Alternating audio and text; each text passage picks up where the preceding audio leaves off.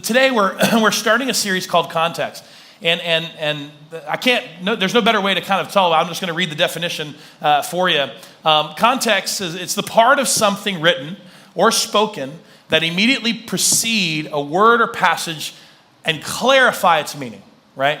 The idea of something with context means that something is happening, and if you go before it, or you read before it, or you see before it, or you investigate some of its context, you get clarity and understanding of what it means. And so what we want to look at in terms of our lives is that we are men and women of faith, and for us, our faith is rooted in a really big God. But for many of us, especially, we're noticing it a little bit more now in our culture, in our generation, that there seems to be a little bit of a gap when it comes to fully understanding or fully really diving into with clarity the context of the faith that we have in Christ. Because many of us are, I would call it New Testament Christians. We look at Jesus and we look at the relationship with Jesus that we can have, and many of the things in the New Testament we all kind of more clearly understand, and so it feels a little more applicable. But the truth is, we have this incredible book, this incredible Bible that's at our disposal to understand the full context of our faith, of what we claim to believe. But many people have trouble with the Old Testament. They have problems with it, and we want to kind of tackle some of those in this series. But primarily, what we really want to do is just help us understand and approach it a little bit better and a little bit differently. Let me go ahead and do this. This is how most of us view the Bible, right? This is what I had growing up as a child. It was so big, it had its own stand, right? It kind of did this, and the Bible sat in there. It was so big that if you were to lift it up and drop it, it would kill the cat. That's how big and heavy, this family Bible that we had was. And a lot of us approach the Bible from this visual idea, like this idea of this one book, this really thick thing that 2/3 of it is in a bunch of language I don't understand the context of, and struggle with the history of, and really don't know how to approach it. And the reason is because really it would be better for us to approach the Bible like this. All right, now listen, if you're under 25, 30, I have to tell you what this is. This is a bookshelf. I just want you guys to know that.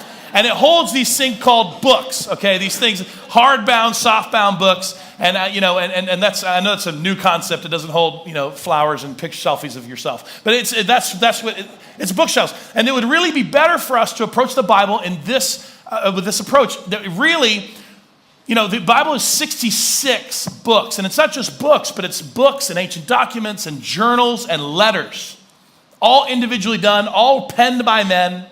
All right, it's something to look at. I mean, when you read certain things in the New Testament, Old Testament, the people that wrote it, they come through in what they've written. I mean, the part of who we are comes through in how it's penned. Now, we believe that it's all God inspired. I'll kind of get into that a little bit today. But that's the way we should approach it. And when we approach these things, we should approach it with that in mind.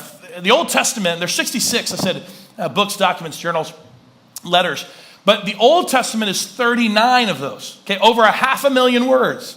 All right, now I'll give you some context to that. 500,000 words, that's on average, your blog post is about 600 words. That would be over 900 blog posts for you to read through. That's how much information, understanding, and context is available to us just in the Old Testament, the thing that we kind of glaze over and cut right to. Outside of Psalms, everybody goes to Psalms, but they can get that in the New Testament, right? New Testament has always the Psalms in the back. So it's one of those things we want to look at over this series and understand the context of it to our faith and why it matters to us. So I'll give you the breakdown. We're going to look at it in terms of, this is just how we're breaking it down. There's some other names you can look at this, but one is the Torah, the first 5 books of the Bible, all written by Moses. The Torah, or the law, that's kind of how it's called. We have a ton of books that are dedicated to the history of God's people.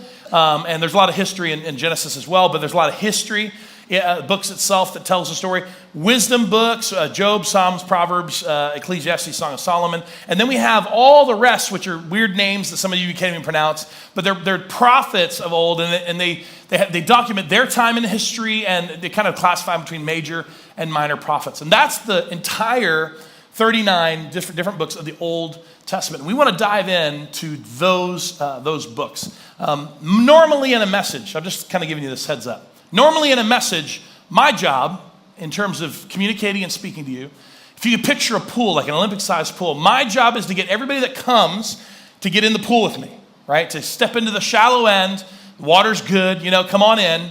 And then as I deliver a message, the goal is to get everybody, or as many as possible, to move to the deep end. Get everybody to move into the deep end to what we're talking about, what it is that God's saying. And the reality is that many of you come, many of you go to the deep end, many of you jump right in and cannonball in, you're already there. Some of you remain in the shallow end because you just don't know if you can trust it. Some of you don't even get in the pool because you're just a spectator and you really don't trust what's being said to begin with. So we have all this happening usually in a message. Now, when we approach this over the next few weeks, that's going to be difficult. Okay, it's very, very difficult to do versus a passage or a story or a narrative.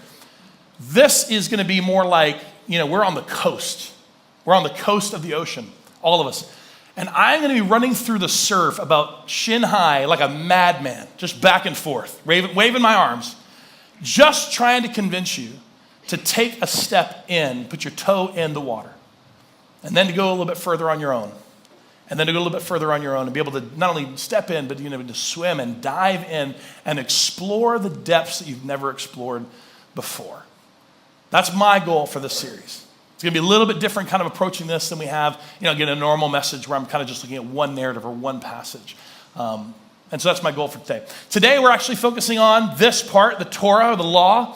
5 books, all written by Moses and given to his people, spanning thousands and thousands of years in terms of context. Genesis from creation, thousands of years, just Genesis alone, through stories and narratives and all the things that are there in there. Exodus, which starts off with the enslavement of God's people, because of the way where it ends in Genesis and starts in Exodus. The enslavement, the delivery of God's people, again, I have to say this really quickly. All of the Old Testament is written from a narrative and a context of historically how the Jews showed up in history, the Jewish people, the Jewish nation. So it is not for history's sake that it's written. However, history shows up in the text, history shows up in the context, because it's all written from the context and the approach of the Jewish people, which is why when you read it, there's always this lineage. My life group's going through right now, and we read a story, and all of a sudden it's like, this guy had 12 sons with his concubine, and this person had, this, and so you're just kind of going through this whole thing going, all right, there's constantly this lineage thing happening, right? That's in Genesis, Exodus. Leviticus is a detailed description, really ad nauseum, of the ideals and instructions. We talked about this last series, the Levitical law, the instructions on how to live, which I'll talk about why that was needed in a minute. But that's really what Leviticus is.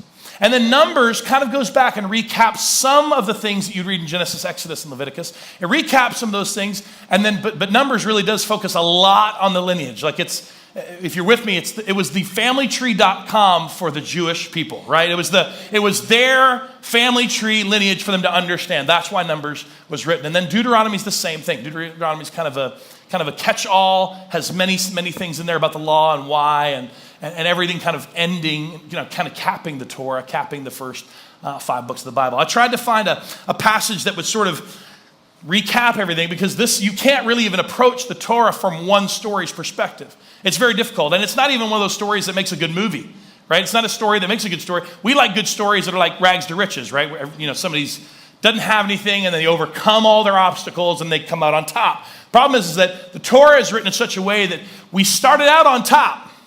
We started out in paradise, and then we threw ourselves in the gutter over and over and over and over and over again. That doesn't make a good movie. So it's just like, you have to approach it from a big, broad concept of what it all means and how it all ties together. But here's the verse, Deuteronomy 4, that I chose to kind of introduce this, that kind of tells you from Moses' heart, when he's writing this is where Moses shows up in the text and says, here's why you're being given this. Let's go to Deuteronomy 4. He says, do not add or subtract from the commands that I'm giving you. This is Moses saying it. Just obey the commands of the Lord your God that I'm delivering to you. This is, many times you'll see this written throughout the Bible. Don't add or subtract to this. It's foolish to search for new revelation from God when he has given us so much in depth to understand him. So he says, don't add or subtract, even from the Torah. He's like, when it comes to what I'm writing, don't add or subtract to it. It doesn't need it. Fully get what God is giving you here. And then if you jump down to verse 6, it says, obey them completely. He's talking about the ideals and instructions. You will display your wisdom and intelligence among the surrounding nations. When they hear all these decrees, they will exclaim, how wise and prudent are the people of this great nation. I mean, Moses is saying, look, you need to understand all this that I'm giving you. it's going to make people envious of you. It's actually going to display your wisdom and intelligence and a prudent way to live as a nation. Like there's a benefit to understanding all that I'm giving you. Keep going. It says, for what great nation has a God? This is he's kind of throwing himself in the third to say, this is what people will say. Who has a God, lowercase g, because that's the way they viewed things, as near to them, and then Moses says, as the Lord our God is near to us whenever we call on him. They're going to say, how amazing is it, in those pagan nations, how amazing is it that they have a God? And then Moses says, as close as we know that the Lord our God is to us. And what great nation has decrees and regulations as righteous and fair as the body of instructions that I'm giving you today? I love that last sentence because it says, when they're looking at the law, when they're looking at the first 5 books of the Bible, they're really going to be envious from the standpoint of look at how righteous and fair those instructions are to those people. What an amazing nation that must be to have a God who is so close to them. So Moses is really giving this fullness of the Torah to his people and saying, listen, this is the big picture reason why it matters to you. Because it's going to make you wise, intelligent, prudent. Because we have a Lord our God who's a part of our faith. Our faith has incredible depth, incredible context to it. So he says this is why it matters. Now, from our perspective today, as I kind of just brush a big broad stroke over the Torah in the first 5 books, I want you to see the benefit that I believe it brings us is twofold. It answers 2 primary questions that really reside in the hearts of all men and women. It doesn't matter who you are, how you're raised. It doesn't matter what culture you're in or where you are in the world. I believe the first 5 books that were given to us, they have incredible depth to answer 2 questions. 2 questions that are in our hearts all the time. Because really the first 5 books is the origin story of our lives. It's the origin story. It displays where we came from. And so I even put down the Torah is the origin story of who we are. That's number 1. It's who we are. Matter of fact, I wrote this down. It answers the question of life. Who am I? Why am I here? So it answers that question. Who am I? Why am I here? Why do I exist? What is my purpose in life? This is just an example, but pop psychology, and many of you guys don't go to counseling, so that's okay. If you've watched Dr. Phil, you'll totally get the example I'm going to give you. But pop psychology kind of gives us this, and they've kind of stumbled into this understanding. I believe it's from God, but they've kind of stumbled into this. I don't agree with all the conclusions of pop psychology, but the idea is this. You are struggling with something like anger. Okay, you're struggling with anger. Somebody cut you off in the freeway. Somebody stole your lunch at work, so you shot them. Okay, so you have an anger problem, right? You have an anger issue. Something happened. You got angry. Maybe it was in your marriage, and your wife says you need help, and people said it's court ordered. You got to go, and so you go to a counselor, and you say, I don't know, I'm here because I'm angry. I'm dealing with anger. I'm angry about this. I'm angry about that. I'm angry about this. I'm angry about that. And the counselor then says to you, oh, that's very interesting. Tell me about your childhood. Tell me about your childhood. And then you want to go, no. I wasn't angry as a child. I'm angry today, right? Wasn't angry then. I don't remember me being angry as a child. I remember today. I remember, yesterday when they did that thing and it just rose up in me and I was so angry. Don't you want to know more about why I'm angry about that? And the counselor will look back at you and be like, oh, that's wonderful. That's fantastic. Tell me about your dad. Tell me about your mom. Did you go to private school? Did you go to public school? Were you breastfed or were you bottle fed? Did you eat Kraft macaroni and cheese or Velveeta? It doesn't make any sense. It doesn't make any sense at the time, but they have stumbled into this idea that the origins of our story play themselves out in our story through our whole lives. Now, instinctually, we know this, but we don't like it. I mean, again, for you and I, we're forward-thinking people. We're outcome-driven people. Going back into that is oftentimes very, very painful for most of us. But here's the problem. Pop psychology is where that kind of derails for me. See, if you want to know why you have anger, if you want to know where anger really comes from, you have to actually go a little bit further back than when you were a child, whether or not your dad hugged you enough. There are things in your origin story that do affect your life, but if you want to get to who you really are, Okay, why you're here, what's your existence, what's your purpose? You got to go further than that. You have to go back as far as you can go to the origin of your story, of who you are and the purpose for your life. And I believe that's really what this first 5 books, these Torah, really does give us. I just kind of give you a big sweeping look at it in terms of who we are. Just throw out some of those words for me. I just kind of did a big sweep over all those 5 books and just kind of wrote down some phrases. I can't give you all the passages today, but we'll walk through some of them. That we are created. This is part of the origin story, that we were created. The best way to describe this for you and I is to help us understand this. We were designed. We were not an accident. Men and women. We were designed, which means there was a designer, which means there was a purpose. So we have to go back fully to understand that we were designed. We were created. That's Genesis 1 and 2. And then it goes on to talk about the fact that not only we were created, we were proud. And you kind of look back and you say, well, if you look at Genesis 1 and 2 and you understand the fall, oftentimes you heard the story and it's like, well, she ate of a fruit and they're trying to explain how sin and bad things happen. No, eating of the fruit was part of this, part of the restriction they had.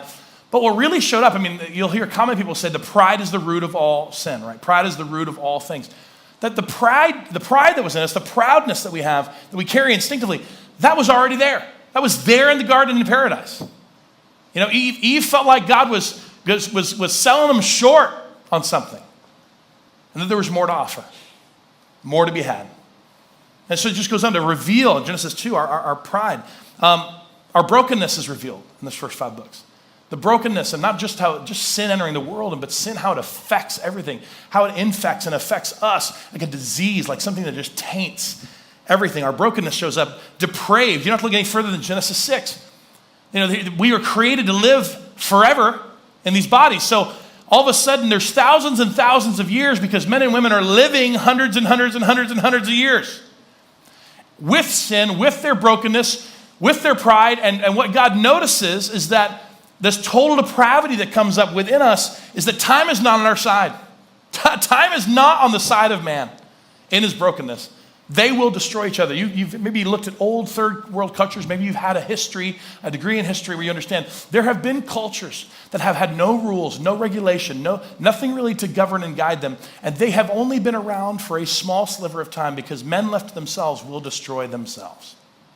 That's just the reality. So we see that in these first 5 books. We see this depravity that comes out. We also see how finite we are. That's one of the reasons we have this lineage. It's finite. Well, he died, and then she died, and then he died, and they had 1,200 kids, and then he died, and then she died. The finite side of man shows up in this. Chosen, which I love because you can go to Genesis 12, Genesis 25, Genesis 29, Exodus 3, where you look at Abraham and Isaac and Jacob and Moses, and you can just see the story of what it looks like for the fact that even in our brokenness, even in our finite being, that the Creator chose the created, that he wanted to do something with his creation, that he chose us. And listen, that's a big deal. That's a big deal for people today. There are so many people living this life and they feel like that kid in elementary school still. And it's statistically impossible for everybody to feel that way, for everybody who have really experienced this. But people are walking through life with such struggle to understand their worth and struggle to understand their value. And it's because they have this feeling like when you were a kid and they split up into 2 teams and, well, you just guys choose your teams. And you were always last. Which means you really didn't get chosen. You were just settled for. There's so many people walking through this life not really understanding the context that we see in the Torah, that God chose you, that he has this choice mechanism, ideal that comes into play with your life. And that you can be chosen. That's a big deal for people to understand, especially when it comes to their faith, how chosen they really are. Keep going. Chosen, blessed. So you can read about how God blesses his people. Then we go to Exodus and we talk about the enslavery, something in terms of God's blessing. Actually, people took advantage of it. They were blessed. They were multiplying the earth. They were living in a beautiful place in Egypt. The Pharaoh, the people that God had blessed at one time, which was Egypt, had become a military power. And by that point, it was before the unification of Upper and Lower Egypt. But they unified, and now they became a military nation. And they decided, because it'd been hundreds of years since they even knew, Joseph's story. They decided these people are too many, and they flipped the switch and enslaved them. for hundreds and hundreds and hundreds and hundreds of years. Enslaved God's people. And then it goes on to talk about the fact that we were not just enslaved, but we were delivered. And a big part of the deliverance is not just the story of how they were delivered, but it tells us who we are in terms of there's a point of us that understands instinctually that we need to be saved, that we need deliverance in our life. That, again, left to ourselves, all we're going to see is our brokenness, but we need deliverance. It's something that's just within us. That's how we're made. Foolish. I love this one. Foolish. Well, let me just read the rest. I'll go back to foolish. Foolish, unfaithful. These stories help us understand how quickly we can replace something of ultimate value with something of lesser value because it fits my need at the moment. Just the idolatry that would show up. That was kind of what it was called back then. But it was this idea of just being very unfaithful to God, even though God was faithful to us. It showed how unfaithful we can instinctually get and become. Ungrateful and free. Free is the one I wanted to end with. Let me go back to foolish. Foolish is funny. This is how I know that the Bible is God-inspired. This is how I know this. I'm convinced of this. The Old Testament, the Torah especially, convinces me that, yes, men penned this work, but it was God-breathed. It was God-inspired. Why do I know this? Because the men who write history, okay, the men who write history and document history, they exalt and exaggerate the accomplishments of men, right? And they hide or dismiss the failures of men. Nod your head if you're with me. You guys know what I'm talking about? Okay? Everybody's just looking blank at me. Nod your head. If seriously, if you understand, I don't have to go back and re-explain it. Okay. People who write, this is the men who write history.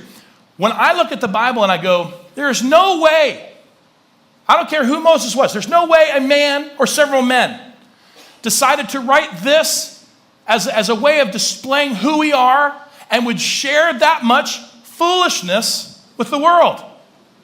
Like, I'm not talking about how circumstances were against them. I'm talking about they were just dumb people making dumb decisions. And so there's no way that it's not God-inspired because men would never write it, ever. And then we're free. This is another thing I love. I said this earlier. The freedom that comes from understanding that when we were delivered, when the people of God were delivered, they were slaves. They were a slave nation. They had been slaves for hundreds of years. All they knew were slave rules. All they knew were slave expectations. All they knew were that my daddy and my great-daddy and my great-granddaddy and my great-great-great-granddaddy, we were all slaves. And that's all they knew. So when God actually came and gave them the Ten Commandments, and he gave the instructions through Moses in the Levitical law, he gave them, just like Moses was trying to convince them and help them understand, he gave it to them for freedom. He gave it to them so they would understand, you are free now. If you live this way, you will be free people. Because when you don't live this way, you are tapping into culture, you are tapping into a sinful, broken system that is always going to conform and control. That's just the nature of what it is. And Romans, when Paul says, don't be conformed to the patterns of the world, be transformed by the renewing of your mind. Why? Because the patterns of the world that claim individualism, okay? All the hippies and Portlandia and all these kind of things, they're all individualists. Well, then why do they all look the same? Why are they all wearing glasses they don't need and scarves that are not in the summer? Like, I don't understand that, right? Everything that they claim is individualistic is still conformed by some pattern of beliefs. And here's God saying, no, I'm giving you instructions. I'm giving you all of this in the Torah. I'm giving it all to you, not only so you can understand who you are, but the most important thing you need to know is that you are free. If you live by these decrees, you are free men and women, and there's not any other nation in the world that is going to be able to look at it and experience the kind of freedom that you have. The origin story tells us who we are. But it doesn't just do that. It tells us who God is. Let me give you this quick visual. It tells us who God is. You know what this is right here real quick? You know what that is? Say it out loud if you know it. Prism, right? Prism. I'm not going to get too scientific about how a prism works, but here's my brief, quick definition, okay? It separates what we see by refraction, okay, as one light. This is how many people view God and talk about God, in terms of just this one thing. But it separates that out. I'm going to show you on the wall here. It separates it out so we see the full spectrum of color. We can only see 3 with our eyes right now, but there's more there. It takes the one light, and by that, it really just reflects the fullness that really exists within it. So what we see in the Old Testament, what we see especially in the Torah, is we see a God. And as we talk about that God, it's basically we get moments throughout that text that, this prism is really human, our awareness, okay? God passes through our awareness, our finite selves, and we see the individual characteristics of God. We see the individual colors, the fullness of the millions of colors that paint the picture of God, because he's not just one thing. He is all things, right? And that's what Prism, this is us. And so the problem is, oftentimes for us, we will. I gotta put this back or it'll break on me. We will talk about God, but sometimes we'll only talk about God from an attribute or a characteristic, as if we're only seeing one light, versus really diving into understanding the fullness of God. Let me just give you a quick list in terms of who God is. Because again, I'm going back and answer that question. It doesn't just tell us who we are, it tells us who God is. And the primary question that answers here is not only who is God, but can he be trusted? That's the part of that question that is answered for us when we understand the context of this. Okay, just a few things. Infinite and eternal. Genesis 1, beginning and the end. Creator, we see that in Genesis 1 through 2 and 3. He creates all things. He's holy. Exodus 20, when he gives us commandments, I'm the Lord your God. I'm holy and just. Don't have any other gods before me. He is set apart. He's almighty. Exodus 19, Mount Sinai, Red Sea, his might's on display. So many times we can read where the might of God shows up in his people and for his people. He's faithful. Genesis 1, my small group and I were just loving this conversation when we first started Genesis about this idea that even in Genesis 1, 2, and 3, there's this picture that we can't fathom. The way it's written is that God was just with them, like he was walking with them. Not just some spirit or voice off in the void, but he was with them as best we can tell, physically or whatever his presence was. It was just there beside them. That's how it was created. That's how we were created. To be just beside this faithful one. And even after the fall, God remains with them. They can't be in paradise anymore. But he remains with them as close to Adam and Eve as he was before. That's not only faithfulness, that's grace and everything else. Love, unchanging, self-sufficient. We see that in the burning bush as a beautiful picture of sustaining himself. He doesn't need anything to make him. He doesn't need anything to keep him going. Sovereign and omnipotent. You learn throughout all of the Old Testament, you see the sovereignty of God. He's sovereign over the kingdoms of all men. He's good. Everything he makes is good. His mercy, I love his mercy and grace, and because it's this beautiful picture. And that's the part we focus on a lot. Oh, how merciful he is. Look how he holds back his judgment. Look how he holds back his hand. He's all merciful. The manna from heaven that comes down to feed the people through the desert. The grace to Abraham to accredit him righteousness just because he believed and had faith in God. He credited him righteousness right then and there. It was Genesis 12. We didn't have to wait till Jesus. It was right there in Genesis 12. He credits to him righteousness just because of his faith. And listen, we talk about the mercy and grace of God, but then we miss the fact that he's vengeful. We miss his wrath. Who is God? He swallowed up, listen, he was so angry, he swallowed up several of the Israelite people that were murmuring and complaining and plotting against them. He swallowed them up, their stuff, their iPhones, everything in the ground. Swallowed them up whole. He cast someone with leprosy because they talked bad about the spiritual leader. I want everyone to write that down. Okay, that's really write that down for me. He cast them with leprosy just because they had a bad attitude and spoke against their leader. Genesis 6, look, he destroyed everything. Everything that he created that was good. He destroyed it all. We cannot talk about knowing who God is and have a foundation of our faith where we don't talk about his love and grace and mercy and his vengeful wrath. Because he's all of them. His wrath comes. His wrath was poured out on Christ. That wrath that we owned it was given to him. He says, vengeance is mine, says the Lord. That's why he says that. You want to know why he says vengeance is his? Because it's his. Right? Like it wasn't you didn't have to read the Greek to figure that out. It was his. It wasn't yours to dole out. You have no right. We can't look at the character of God and not understand the fullness of that. What do we say here at the end? Justice, hope. Okay, I can go through those.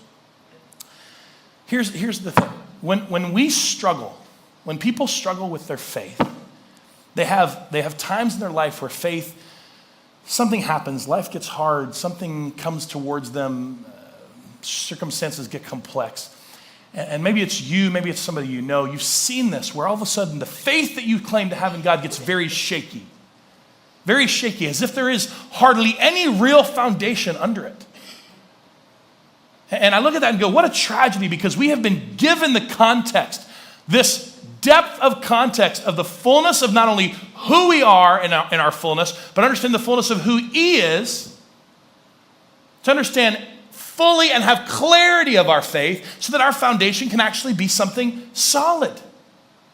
So that when life gets difficult, we understand who we are and we understand why it's that way. When God does or doesn't do something, we understand who He is. We understand that He can be trusted. This is what I feel like sometimes is the greatest tragedy of people who don't, it was me, a long time growing up. I had what I called felt board faith, right? Felt board faith as a child. Little stories on the felt board. Oh, David killed the giant, yeah, little felt board faith. New Testament, 2 or 3 verses from Paul. That's the kind of faith I have. I'm telling you, life is going to hit you. It's going to hit you and it's going to mess you up. And you're not going to know where your faith is. Because you haven't looked at the context of the fullness of what you believe and why. That's why it matters. That's why it was given to us for our benefit, for our good. Let me end it with this story real quick. My family loves the beach. And I was thinking about this when I gave you the beach picture earlier. We love going to the beach. We oftentimes vacation down at Myrtle Beach, which they just got hit with that with Anna. I hated to hear that, but hopefully it's not too bad. But we go down there. Oftentimes we go in October or November because we're poor and it's a better rate, on the hotels and things. But it's often cold and it's awfully, we also don't like the crowds in the summer. It's really, really crowded down there in the summer. So we really like to go down there. Oftentimes we're with extended family and it's a big lot of us going. But we go down there and we love it. My daughter loves to swim. That's all she wants to do. She jumps right in the ocean. She jumps right in the pool. She wants to stay there all day until she's just pruned up like a raisin. She loves it. She thinks she's a mermaid. Really, seriously. My son, however, doesn't like the water as much as he likes the sand. Okay? He wants to be buried in the sand. He wants to build things in the sand. He wants to create sand castles and dig in the sand and play in the sand. And like we were just at Wilmington for Kayla's wedding, and we just one day out there, and he's out there and he's building. He decided to build a thing in the sand of Smaug the dragon, from the Hobbit movie. He's just like, I want to build a dragon. And I thought that was awesome, and I wanted to take a picture of it, but he only builds things so he can destroy them. That's why he builds things, right? He's a boy. That's why he does it. So several years ago, we're at the beach. We're down there. I think it's October or November, end of October, early November. We're down there, and the water is freezing. The water is so cold, and Parker doesn't care. She's still swimming, and Thomas is playing in the sand, and he decides to build a castle, and this is several years ago, so he would have been 5 or 6. He builds a castle, and I told him, I said, well, a great idea. I said, hey, buddy, it'd be really cool if you put a moat around it. Build a moat, dig all the way around that thing and put water in it and build a moat. And he was just like, that's a brilliant, so he was digging and digging and digging this huge trench around his castle. And then he takes his little bucket, his sand bucket that he built the castle with, he runs down to the ocean, gets a bucket of water, comes back and pours it into the moat. What happens? Everybody with me? Yeah, you can say it out loud. It's okay to talk in church. What happens to the water? It disappears, right? It's there for a moment. All that's left is like some dark, wet sand, right? So he goes back and gets more water. And then, the boy thinks that he can run fast enough to get water and pour it in and get water so that it'll actually fill up. And it's probably the 5th or 6th time he's done it. And he's just walking into this freezing water to try to get a big thing. And I'm kind of a smart aleck. So he comes back and I said, so how's the water feel, buddy? Listen. Without a hesitation, he turns to me and he throws the water on me. Okay? Just like my pant, just all down and I was just like, and I could tell that it was like he didn't really think about it. It was just something in him because he didn't even make a face. He just turned and started working on his thing again. And I'm just shocked. I'm just like, It's cold, and I didn't know what to say, so I kicked him. Men are just large boys. There's an instinctual thing that happens. Knocked him over and, don't judge me. Anyway, when I began to think about the ocean, and we're talking about the fullness of understanding this, the picture came to mind for this reason. The tragedy of us not digging into the Old Testament, not digging into the context of our faith and understanding it well, is because we have settled for little buckets of water. Someone talks about an Old Testament story in life group, or you're reading a devotional and it's a passage from Genesis, or or I teach on something and I choose to use a Old Testament thing to make the point. We have settled for those little things that make a little bit of an impact right at the start, but they so quickly dry up. They so quickly leave us. They so quickly disappear into the sand. And we have settled for that being our experience in the fullness of who we are and who God is. And that is a tragedy. We should never settle. We have been given so much depth and context to the faith that we have in Christ. And here's what I believe. I believe that the better we understand who we are and who He is, we understand our purpose, we understand that He can be trusted, I think we always thirst for more. I think if we dip our toe in and we begin to wade out, the experience is such that God really just draws us in and we thirst for more. And before we know it, we can be diving and exploring the depths and beauty of the full character of God. Now again, I'm not saying all your questions will be answered. I'm not saying that you're going to walk in there and not have more issues rise up in your heart the more you learn about who God is, or the more you learn about who you are. I'm telling you that it's been given there to you for a reason. Your best attempt at life is to dive in and experience those things and understand the context of what you believe, the faith that you have. Why? Because at the end result, when life hits you and the storm comes, just as Jesus would say in a parable or in a story, that there is something different about the man who builds his house on sand, who builds his house on that thing that's so fleeting, than those who choose to dig down to the rock and build a foundation there. Why does the Old Testament matter? Because I think it answers those two questions. The questions that are in everybody's heart. I think the Torah itself alone tells us and gives us clarity to who we are, who God is. And my prayer for us this morning is that when you begin to take a step in that direction, that you will thirst for more. Let's pray together this morning. Heavenly Father, I thank you for your word, the way it just draws us in.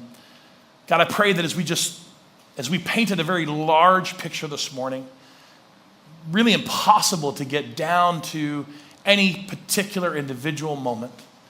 God, I pray that you would honor that, and you would honor that in our hearts to draw us closer to want to know more, to want to see more and experience more who we are and how you made us and our purpose, but also who you are and that you can be trusted.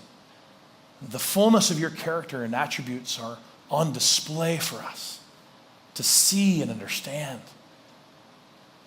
God, would you create a thirst in us for more as we just dip our toe in and begin to experience a little bit more of you today? Would you give us a thirst to dive in deeper on our own, with a small group, with personal study? God, as we continue to look at your word, may you just breathe life into us and breathe life into it. Make it an active, living document for us to examine and to hold up as something that you gave us for freedom. We thank you for the way it challenges our hearts and the way it causes us to be changed when we leave this place. In your name, Jesus, we pray. Amen. We hope you've enjoyed your experience with Journey today. If you would like to invest in the mission and ministry of Journey Church, you can easily give by going to thejourneyonline.com/give. Also, if you've been changed by Absolute Hope, we want to hear your story. Please take a quick moment to share your story by writing to stories@thejourneyonline.com. Thanks again for watching.